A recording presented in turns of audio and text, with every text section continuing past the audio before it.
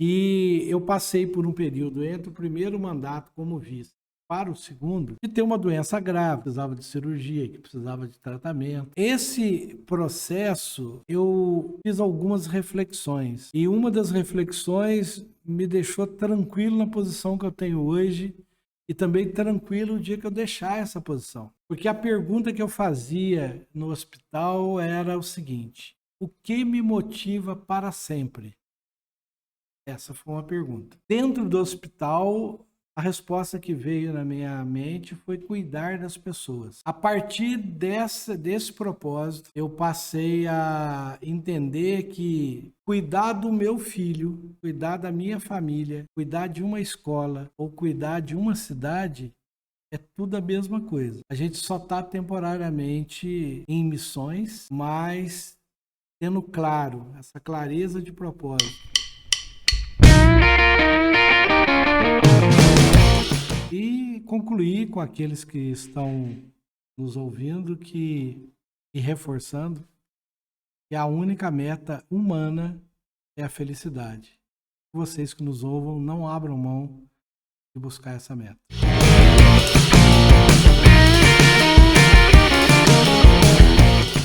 Olá pessoal, nós estamos agora com um podcast aqui, um episódio muito especial. Nós estamos aqui em Santa Rita do Sapucaí e nós estamos aqui entrevistando o prefeito daqui. O prefeito Wander está fazendo um trabalho aqui extraordinário. E aí eu vou fazer umas perguntas aqui, o João Mar também aqui vai fazer umas perguntas para a gente entender como que está sendo possível tantas transformações. O prefeito, primeira pergunta eu queria te fazer, como que é possível fazer uma escola naquele formato, que uma escola que vai ser até bilíngue, é uma coisa assim, inédito para Minas, né? Mas o fantástico é ver aquele carinho que foi feito aquilo ali, aquela estrutura, né? Eu queria saber como que é possível acontecer isso. Bom, a escola Marileia Freitas Moreira Pinto, que é uma escola parque, e ela chama escola parque porque ela está dentro de um parque de esportes. Então, o projeto pedagógico da escola contempla diversas ações para uso desse parque.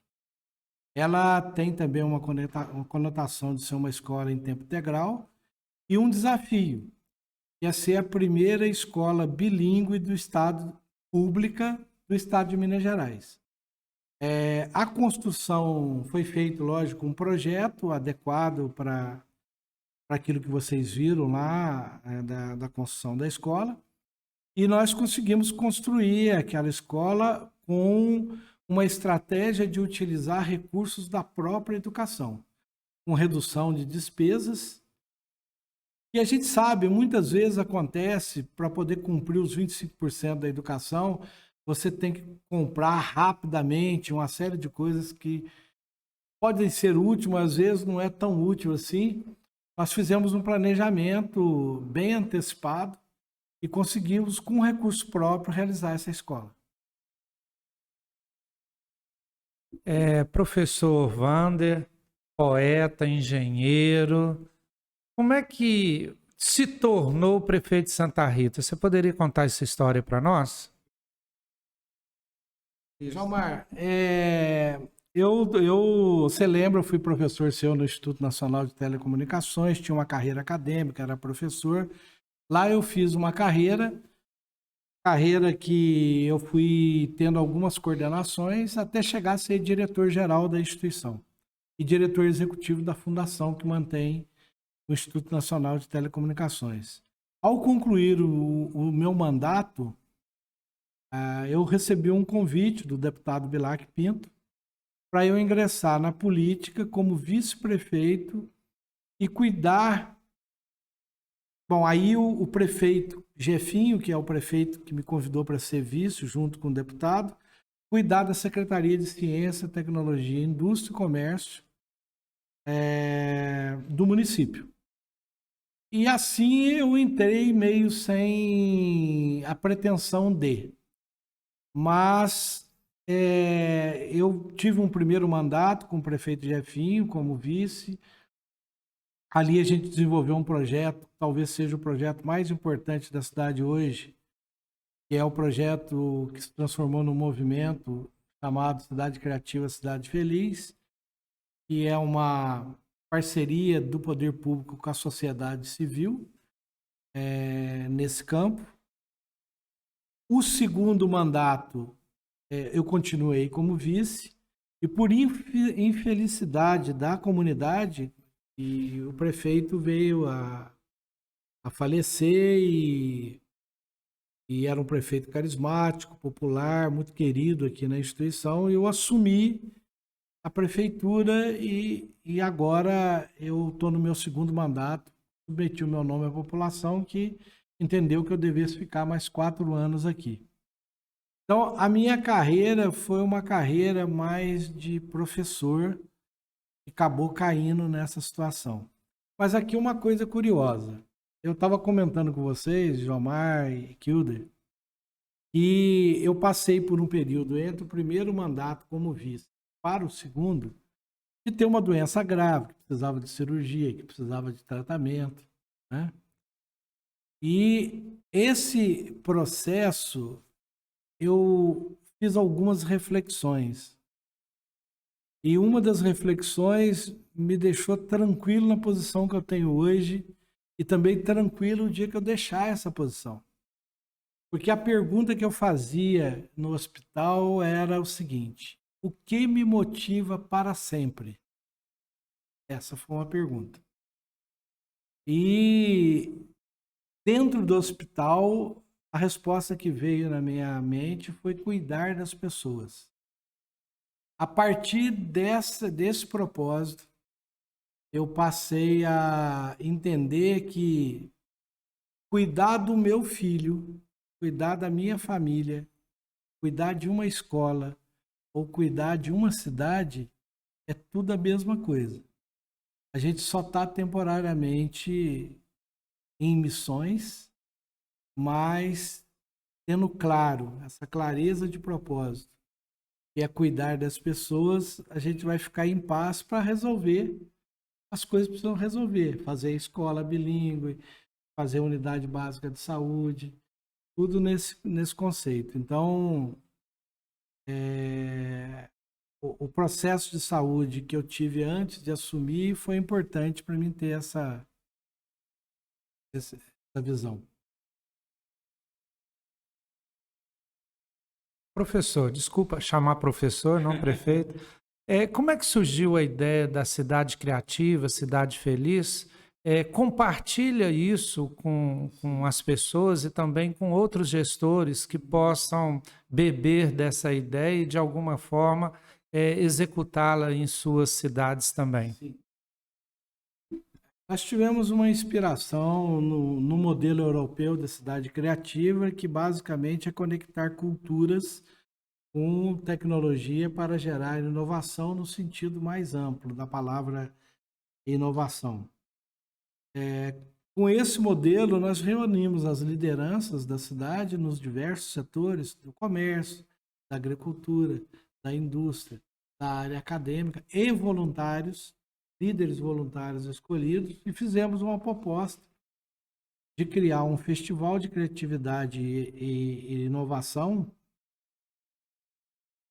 que hoje se transformou num movimento no município de Santa Rita do Sapucaí.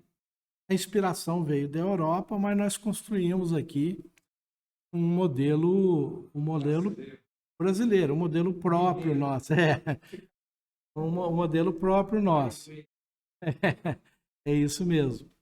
E é algo muito importante, porque, embora ele tenha vindo com o propósito de fortalecer a economia criativa e melhorar a qualidade de vida das pessoas, ele acabou hoje se transformando quase que num projeto de educação para a cidade. Também um acelerador informal de empreendimentos criativos. E é um processo que está acontecendo paulativamente, está crescendo com toda a paciência que a gente tem, estruturado basicamente em quatro vetores importantes, as ações que a gente realiza no município. A tecnologia como forma de inclusão, o empreendedorismo como forma de despertar o sonho e realização das pessoas, a arte e cultura como forma de humanização e de alteração da consciência do cidadão, e a ética e a cidadania dotando os cidadãos de ferramentas para que ele, deparado com os dilemas da vida contemporânea, eles possam decidir melhor. Esse é o modelo que a gente tem trabalhado. E aí, a questão da cidade feliz, também a gente, em conjunto, né? Porque o evento também ele é colaborativo, um evento que o poder público ele faz parte, mas ele não é dono, ele não se apropria do movimento. A gente reúne as pessoas e deixa as pessoas propor as ações, uma feira literária, fazer um filme autoral, um teatro autoral, um festival de gastronomia, um festival de música, o Hacktal, que é o maior evento que a gente tem, que é um festival de conhecimentos gerais. Enfim, a gente deixa as pessoas assumirem os seus eventos, entende que o protagonismo é deles, portanto o poder público tem que ter aí uma humildade para entender quem deve aparecer, quem promove o evento, quem deve ter as suas ações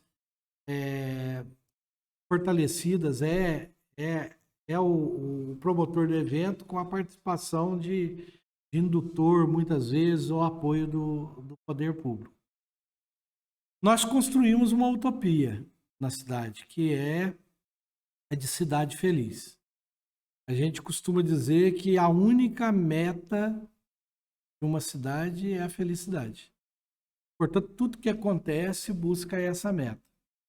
E em torno dessa meta, a gente procura, através dessas ações todas, ter uma comunidade que seja autoconfiante, que tenha autoestima, que valorize o trabalho, que encontre novas veredas para o desenvolvimento econômico e social do município, que valorize a liberdade para a criação, que tenha momentos de autorreflexão para saber para onde que a gente deve caminhar em função das mudanças que tem hoje muito rápidas no mundo contemporâneo, um espírito de amizade e, sobretudo, um ambiente amoroso, porque o evento ele necessita de comunicação e só no amor existe comunicação.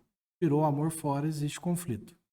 Então, basicamente, esse é o trabalho que a gente faz desse movimento Cidade Criativa Feliz, colaborativo da sociedade civil como um todo, junto com o poder público municipal.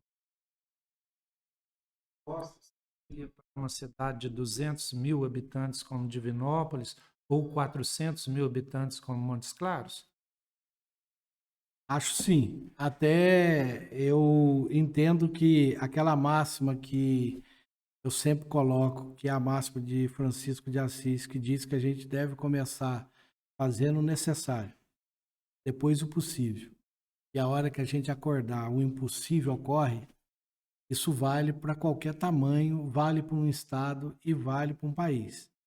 Agora, o projeto ele tem que ter um propósito muito claro. Qual a meta que a gente tem? E a meta é de cidade feliz. Outra coisa muito importante que eu abordei no meu caso particular há pouco aqui no podcast, mas que serve para os poderes envolvidos, quem está à frente do poder público tem que entender que a grande inovação nesse processo é ouvir as pessoas e cuidar das pessoas. Há necessidade de ter esses mecanismos para ouvir.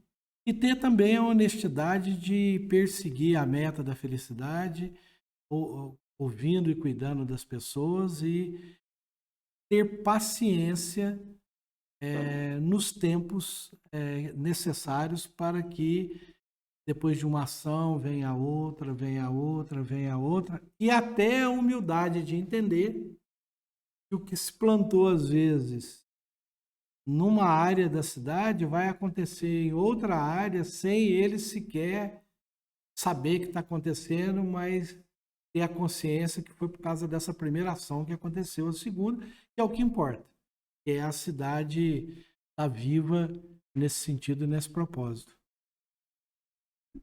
Eu fiquei impressionado com aquela incubadora municipal. Eu queria que você abordasse um pouco o que é isso, né, aqui para o município, e que é uma cultura que eu percebo que é da cidade, que é uma das incubadoras que tem, né? Então, eu acredito que isso aí traz um ecossistema muito rico, né? Queria que você abordasse para a gente sobre isso, falasse sobre isso. O município de Santa Rita do Sapucaí, ele tem 3 incubadoras. A primeira foi no Instituto Nacional de Telecomunicações. E o poder público municipal, num determinado momento da história, ele recebeu um incentivo do governo de Minas Gerais para construir uma incubadora municipal. Pelo que eu tenho conhecimento, é a única incubadora municipal do estado de Minas Gerais. Normalmente as incubadoras estão dentro de instituições de ensino, instituições científicas e tecnológicas.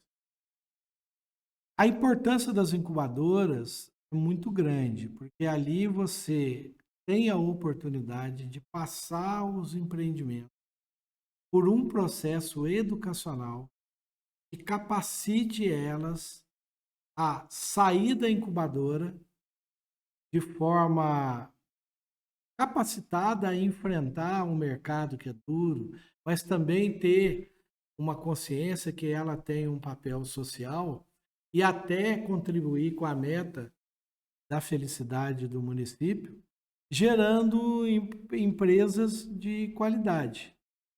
Essas empresas em Santa Rita do Sapucaí, elas são dezenas e dezenas que já passaram por lá. De microempresa se transforma numa pequena empresa, numa média empresa. E aí o município vai ganhando esses empreendimentos, principalmente as pessoas que normalmente passam por esse programa, elas fincam raízes no município. Não vai ser qualquer evento de algum incentivo, alguma questão que ela saia do local onde ela foi incubada, né? Santa Rita do Sapucaí tem aproximadamente 170 empresas de base tecnológica. A maior parte é pequena e média. Eu acredito que 80% desses empreendimentos passaram por processo de incubação no Inatel e na incubadora municipal, principalmente. Então, Agora, Santa Rita teve no passado um processo de incubação informal, então veio uma cultura também do passado, dos alunos que faziam seus trabalhos em feiras tecnológicas e que queria transformar aquilo num produto e que recebia ajuda informal de um professor, de uma autoridade e foram gerando empreendimentos. A incubadora veio para formalizar isso, para dar uma estrutura, mas para o município é um programa extremamente importante para o desenvolvimento econômico e social. Só para completar essa pergunta, existe uma lei municipal de incentivo à tecnologia e, né, à inovação tecnológica? Queria que você falasse disso. E depois, já emendando mais uma pergunta, é o seguinte: o Divinopolitano fala muito mal da própria cidade. Tem um hábito de criticar a cidade em tudo, né? Mesmo muitos tendo mudado para lá. Eu queria saber se o santarritense também fala mal de Santa Rita e se caso ele não fala mal, admira, elogia, como é que você acha que essa cultura foi criada? Porque um dos nossos objetivos é exatamente criar uma cultura, né, que a pessoa, que o divinopolitano também aprecie a sua cidade, porque senão não tem jeito de ser uma cidade feliz, não é isso? Nós temos no município uma lei de inovação municipal que permite dar apoio a diversos empreendimentos dentro das limitações orçamentárias que uma cidade de 44 mil habitantes tem. Mas permite fazer aportes das instituições de ensino, permite fazer incentivos a empreendimentos no campo da tecnologia, no campo criativo também. Então, nós temos um fundo municipal que a maior parte dos recursos vem de aluguéis de galpões para empreendimentos maiores, aluguéis subsidiados para empreendimentos maiores, mas que cai nesse fundo e a gente aplica esse recurso a bem da microempresa, a bem dessas startups para poder criar esses. São galpões municipais que a prefeitura tem num determinado local que forma um condomínio. Então, isso facilita um pouco algumas ações com relação a essa questão e ter um fundo próprio. Tudo consta da lei, existe um conselho, que é um conselho independente, que é formado pelo representante da indústria, do comércio e da academia, de uma forma geral, que analisa lá os projetos e toma lá as decisões. Isso é algo vitorioso. Com relação à visão de crítica, toda cidade sempre vai ter um cidadão que ele vai olhar alguma situação particular e ele vai efetuar aquela crítica, às vezes até pegando algo pontual e imaginando que a cidade como um todo tem o mesmo problema. Ou um cidadão que deixa de olhar aquilo que é positivo e olha para aquilo que precisa ser aperfeiçoado numa conotação de desbalanço de valor. Aqui em Santa Rita, esse movimento Cidade Criativa, Cidade Feliz, como se trata de um movimento que vai abrangendo todo mundo e acaba se transformando num projeto de educação para a cidade, a gente percebe que minimiza um pouco essa questão, mas ela existe.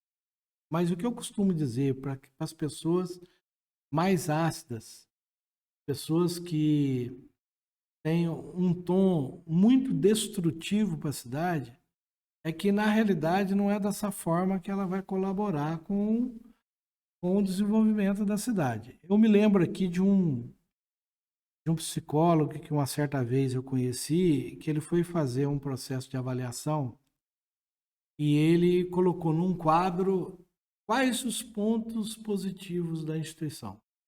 No outro, quais os pontos, ele não gostava de usar os pontos negativos, mas ele usava os pontos a serem aperfeiçoados da instituição. Para variar, e isso acontece não só numa cidade ou em qualquer empresa, os pontos a serem aperfeiçoados ou negativos são muito maiores do que os pontos positivos. Porque parece que o olhar humano tem essa lógica, né? Parece que a sociedade prefere viver num mundo de reclamação. E a utopia é o contrário. Imaginou viver num mundo sem reclamação nenhuma? Que delícia que deveria ser. Mas tem uma coisa que ele me falou que é importante.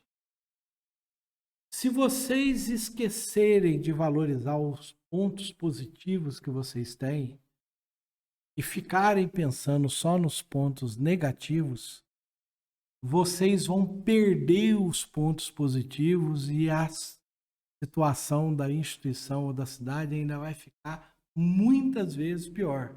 Porque quando você não valoriza o que você tem de bom, eu tenho certeza que toda cidade tem, e lá em Divinópolis deve ter coisas maravilhosas, daqui a pouco aquilo some.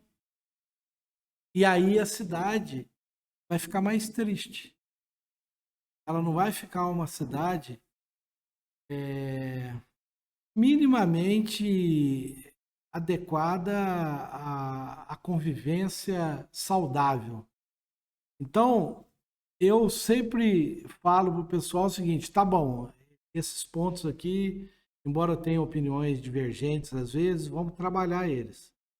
Mas os pontos que a gente tem positivo, eles têm que ser ressaltados, sim. A população tem que valorizar isso. Se eu tenho uma boa escola, se eu tenho um bom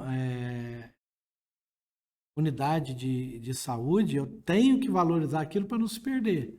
Até porque as pessoas que trabalham nesse campo na cidade, Omar, elas vão ficando tristes, desanimadas e o processo de convivência vai ficando ruim, até o atendimento não vai ficando muito bom. Então eu não sou contra a crítica. A crítica veio aí para a gente crescer nesse sentido. Mas eu sou contra ficar olhando só o lado negativo da situação. Com certeza, né? Eu acho que é isso mesmo. Eu vi uma fala muito interessante que vem ilustrar isso, é que seria assim, cuspir no prato que comeu. Você já ouviu, né? Que quem fala mal da cidade está cuspindo no prato que comeu. E o pior de tudo é o que você falou, né? Não é cuspir no prato que comer, é ter que comer no prato de novo que você cuspiu, né? E nem é isso, pô. Você depende da cidade. E aí eu acho muito interessante, só porque algum conhecimento da filosofia que vem embasar o que você está falando. Primeiro, o Aristóteles, né, que um dos maiores filósofos, é um dos grandes sintetizadores de toda a filosofia ocidental da Grécia Antiga, ele cria a palavra eudaimonia, que é exatamente para ele o fim último do ser humano, que foi traduzido como felicidade. E a eudaimonia de Aristóteles era o fim de cada espécie, de cada indivíduo, né, que distinguia o ser humano dos outros animais e que, para ele distinguia o ser humano do outro animal como zoum politikon. Zoum é animal, vem o nosso zoológico e tal. Animal político, que foi traduzido como animal social, animal que vive em sociedade, porque para ele a cidade era o máximo dessa relação social. Mas o politikon, na época de Aristóteles, não era social. Politikon vem de polis, que é cidade. Então, para ele, o animal que distinguia o ser humano era o animal que vivia em cidade. E a eudemonia humana era exatamente essa vida social, essa vida pública. Excelente.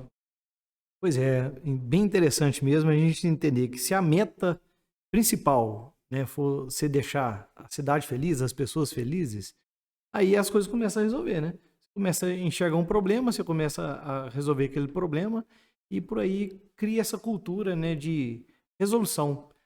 Eu acredito que aqui eu vejo muito claro isso, que aqui o foco está na solução. Existe o problema, então vou resolver. Então eu vejo isso aqui na prática, né? A gente ainda vai ter mais visitas, né? Nós vamos visitar mais empresas. Sou encantado de ver como que as empresas têm essa cultura também. A gente vê que não está espalhada, né? Virou uma cultura mesmo. Então, assim, estou encantado mesmo. Acho que não tem palavras para explicar, né? Eu fiquei, de fato, de verdade emocionado na hora que eu entrei naquela escola. Porque se você vê uma escola privada, a gente sabe que tem né, um recurso para isso, né? Tem um investimento e tudo. Só que você vê daquela forma, daquele jeito, que acho que vale a pena outras pessoas virem conhecer aqui, para falar assim, não, é um negócio realmente para ser estudado, né?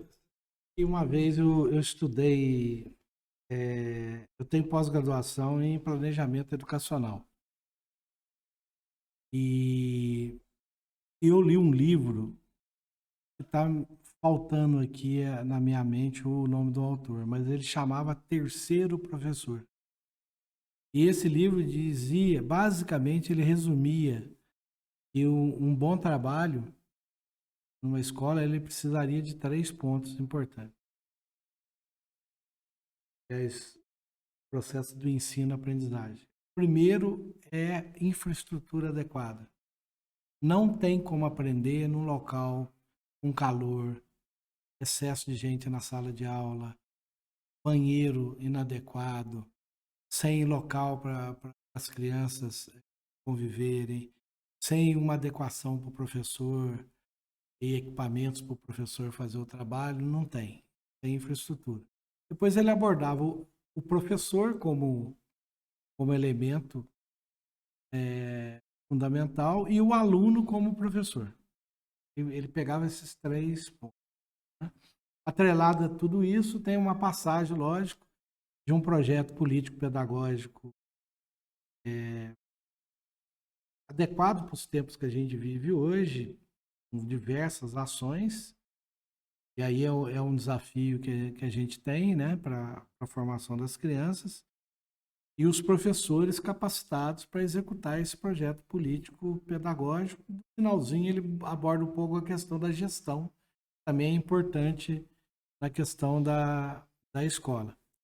Mas isso me chamou muita atenção, porque, por vezes, o gestor público acha que, pelo fato de ser público, por vezes, não estou dizendo sempre, eu posso fazer algo que seja menor do ponto de vista de acabamento, menor do ponto de vista de ambientação.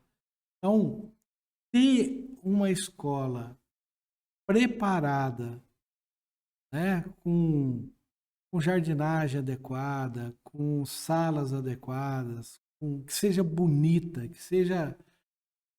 isso eu não estou falando de questões que envolvam muitos recursos financeiros. Lógico que a gente precisa de recurso financeiro para isso. Mas ter uma escola é o primeiro passo para a gente fazer um trabalho. Isso eu tenho claro na minha cabeça. Aqui no município de Santa Rita do Sapucaí, essa escola que vocês visitaram lá, nós vamos construir uma por ano. Então, até o final desse mandato, a gente vai ter 4 escolas com aquele padrão que vocês viram lá, porque a gente acredita que isso é necessário. É importante. E no município de Santa Rita, 80% dos recursos a gente está conseguindo equacionando as despesas da própria Secretaria da Educação. É incrível, viu? Porque a gente vê o tamanho da estrutura, né? Que é ampla, tem um parque que é amplo também. E concluir num ano, dá para ver também que teve ali uma boa gestão ali da obra ali para sair dentro do prazo e tudo, né? Uma outra coisa, o município, quando dá sorte, de processo licitatório, tem um empreendimento competente para isso, facilita. Às vezes, os municípios sofrem para, no processo de licitação, ter uma empresa que não é lá tão adequada. Isso acontece. E aí existe o sofrimento. Naquele caso, nós demos sorte de ter uma empresa que realmente tinha condições de fazer aquilo tudo. Professor, mais 2 questões. Estou fazendo em dupla para... Primeira questão é o seguinte, nós visitamos o Inatel, eu sou aluno do Inatel, e teve 2 prédios lá que me surpreenderam. Um que eu achei uma ostentação, mas foi uma alegria, que é o teatro, né? Divinópolis, 240 mil habitantes, nós temos um teatro para 350 pessoas, construído numa usina, que foi a primeira usina de mandioca, álcool de mandioca de Minas Gerais. Foi adaptado, com muita dificuldade. E eu vi lá um teatro de 820 lugares, moderno, tudo estruturado, que não deve ter ficado barato, numa escola de engenharia. E outro é um prédio mais simples, mas uma capela, né? Uma capela ecumênica. E me contaram que foram construídos durante sua gestão como diretor do Inatel. Então, eu queria que você falasse para nós, nesse país que hoje, né, 2022, tem um governo federal que valoriza demais a cultura, né? A gente sabe tanto que nosso presidente valoriza a cultura. Como é que foi a sua motivação para, dentro de uma escola de engenharia muito técnica, e eu sei disso, muito competente, construir um teatro, que é cultura pura, e também uma capela que representa a religião, né?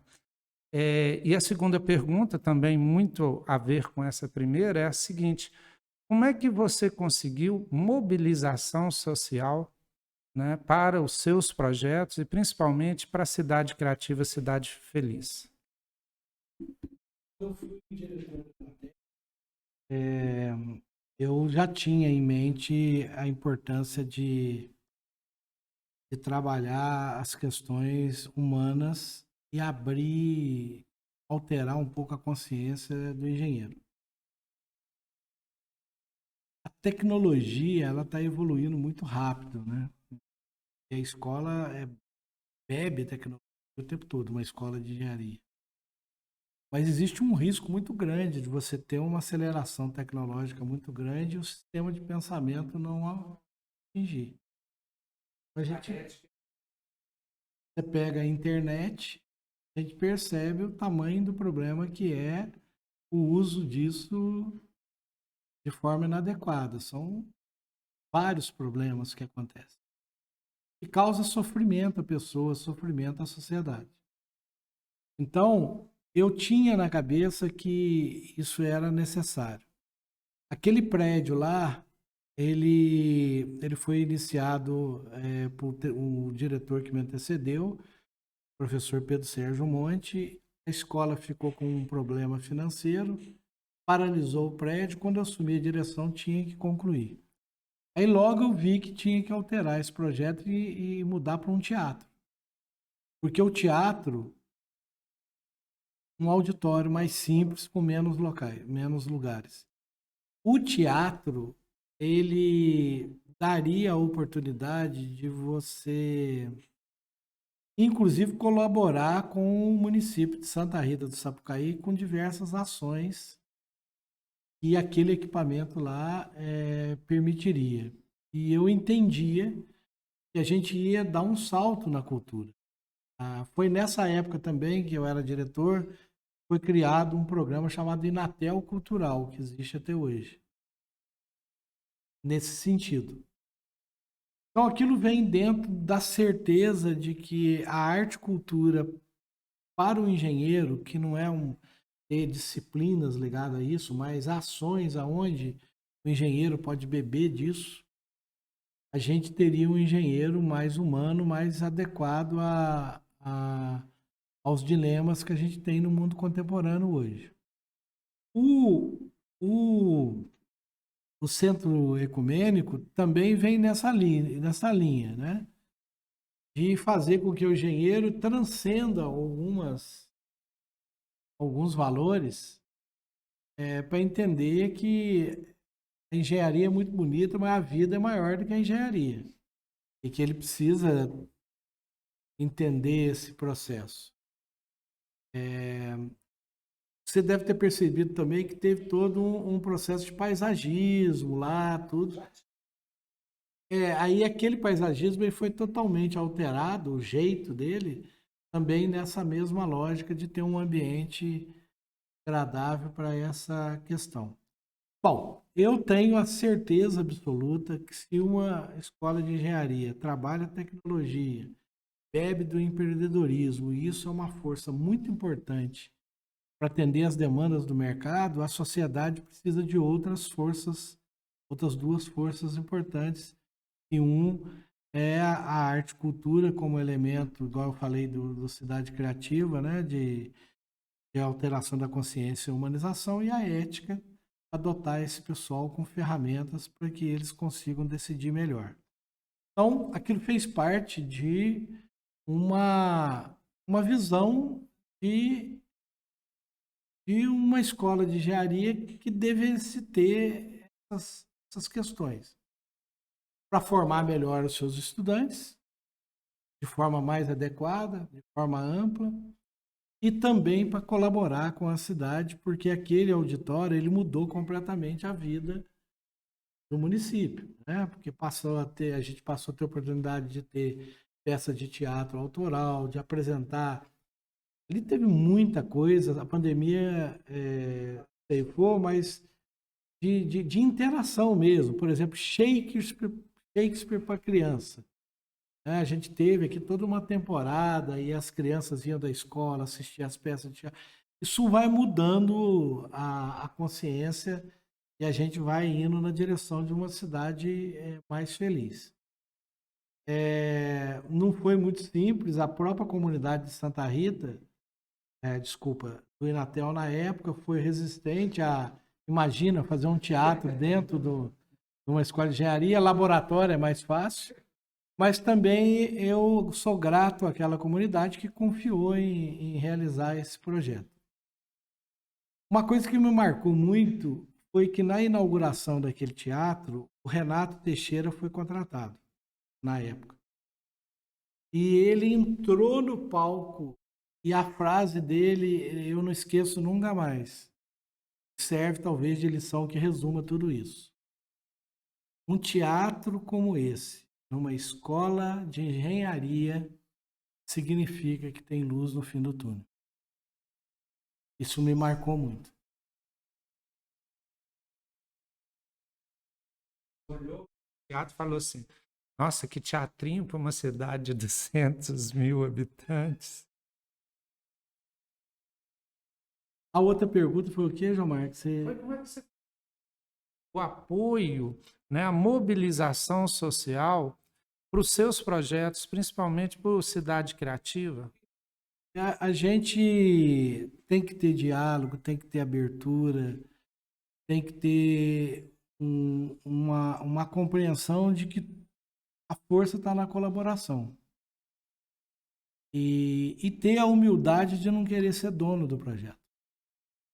Eu acho que dessa forma a gente tem dado passos importantes, sem precisar controlar nada, mas consegue ter a confiança das pessoas e aí a gente tem tido esse caminhar positivo. Queria te fazer uma pergunta, porque nós estamos aqui visitando, né, junto com Montes Claros, com o pessoal de Belo Horizonte também, Divinópolis. Então nós estamos aqui conhecendo o que está acontecendo aqui para levar conhecimento para lá, trazer inovação. Agora, como que seria esse turismo? Como que é o turismo aqui? Porque eu sei que é uma cidade muito para vir para estudar, né? E como que é a visão do turismo aqui? O turismo, ele está, do ponto de vista estrutural, está iniciando a sua estrutura agora. Mas a cidade, ela sempre teve um turismo religioso por conta da padroeira Santa Rita de Cássia, festa de Santa Rita. Então a região sempre veio aqui na festa de Santa Rita. O turismo de negócio, por conta das empresas instaladas aqui no município. E o turismo ligado a esses eventos criativos que a cidade tem se posto. Nós agora que temos uma marca turística, agora que temos um plano turístico para a cidade, agora que a gente está estruturando essa questão de uma forma mais formalizada, mais intencional. Algo que tem se destacado bastante no município, por conta da vocação da cidade também, é o turismo ligado ao café. A gente tem rotas de café onde a pessoa vem de fora, ela vai poder visitar a lavoura do café. Entre aspas, ela viver a experiência, né? A experiência de ver o pé do café e de poder, pelo aroma, verificar qual que é um café inferior, qual que é um café superior. Enfim, além de ter locais de montanha aqui em Santa Rita, muito bonito, que tem chamado a atenção. Então, essa vertente, ela tem crescido. A gente tem um movimento de mulheres aqui chamado Mulheres do Café, que basicamente são pessoas ligadas a essas fazendas que têm desencadeado um turismo muito interessante nesse campo.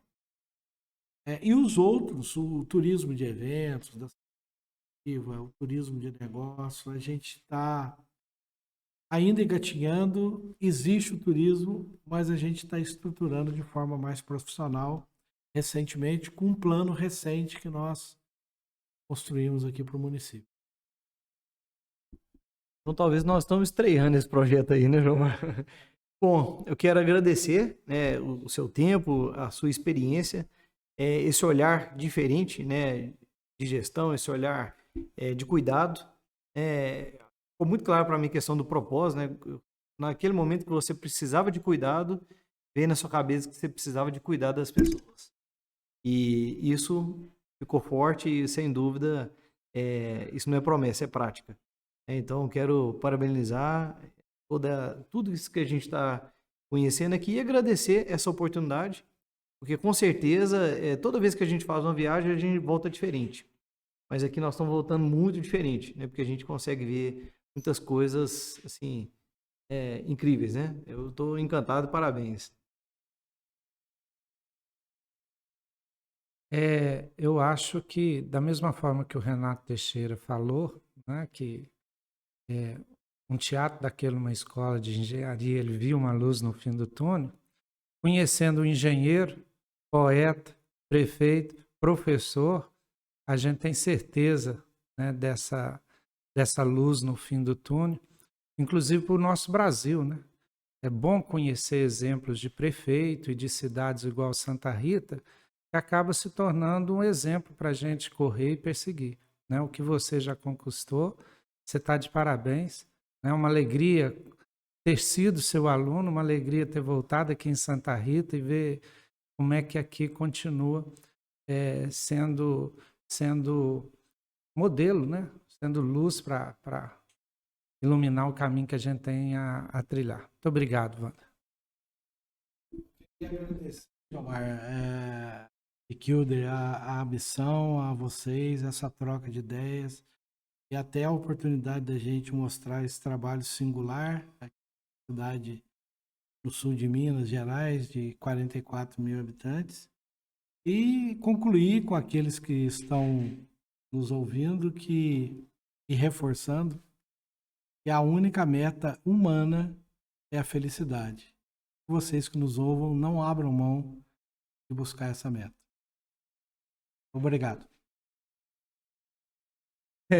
Gratidão, pessoal. Pessoal, esse vídeo está no YouTube e você pode acompanhar também pelos canais de podcast. E também eu vou deixar uma série de vídeos para você poder ver o que a gente está falando. Então, gravei diversas fotos, diversos vídeos curtos, para você poder ver o que a gente está falando e ver realmente que é encantador tudo que a gente está vivendo por aqui.